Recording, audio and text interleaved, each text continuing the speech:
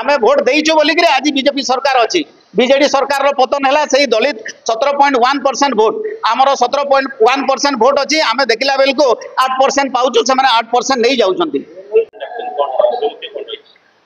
देखंतु 18/3/2025 रे आरडीसी संबलपुर गोटे राय देइछंती सेटा आमे सर्टिफाइड कॉपी पाइछु सेथिरे से कहिछंती जे मोर लिमिटेड पावर अच्छी कैबिनेट मिनिस्टर को मो दोषी साब्यस्त करि परिबे नै किंतु एनक्वायरी रिपोर्ट रे जणा पड़िछि जे 88 मसीह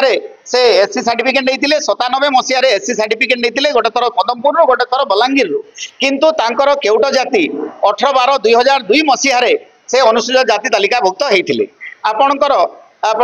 सेवती बेहेरा एवं कस्तूरी साहू केस रे माननीय हाईकोर्ट निष्पत्ति कही जे एटा प्रोस्पेक्टिव इफेक्ट रे हेबो 18/12/2002 पूर्व पर लागू हेबो पूर्व जो सर्टिफिकेट नहीं सेटा अवैध आउ जे अवैध सर्टिफिकेट नहीं थे सेटा आपणकर कर्णाटक ये महाराष्ट्र वर्सेस मिलिंद केस रे आउ आपणकर माधुरी पाटिल केस रे तापरे 2011 इश्यूएंस एंड वेरिफिकेशन रो कास्ट अनुसार सबु पैसा से स्कॉलरशिप जते बेले कॉलेज रे पढुतिले नैतिले सेटा फेरेबे सरकारी चाकरी 89 रु 2002 पर्यंत करथिले सेटा फेरेबे एवं एटा होची गोटे फर्जरी 420 काम ए नै आपण आगु नेतृत्व आर्थिक समस्या होतले कहथिले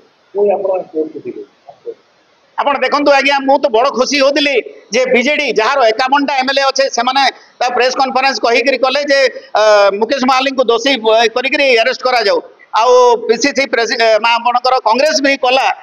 प्रेस कॉन्फ्रेंस कला किंतु उभय दल रे सेही केउटो माने रहितबा जोगु सेहीटा को खाली तुंडी बांधी समस्ते जानूंती किंतु तांको दल रहा राजनैतिक पृष्ठपोषकतार चलुची नहले आरडीसी जड़े सिविल कोर्ट रो स्टेटस रो क्षमता अच्छी से कहीं दोषी सब्यस्त कले सब प्रमाण पाइला परे एटा राजनैतिक पृष्ठपोषकतार घंट गड़ा होची आउ जनक पई बीजेपी पूरा बली न पड़ू आमे भोट देइछु बोलिक आज बीजेपी सरकार अच्छी बीजेडी सरकार रो पतन है से दलित 17.1% भोट आमर 17.1% भोट अच्छी आमे देखला बेल को 8% पाउछु से 8% नहीं जाउछंती आमे सर्टिफाइड कॉपी आनी सारी कोर्ट खोलला खणी आमे कोर्ट रो द्वारस्थ हेबो।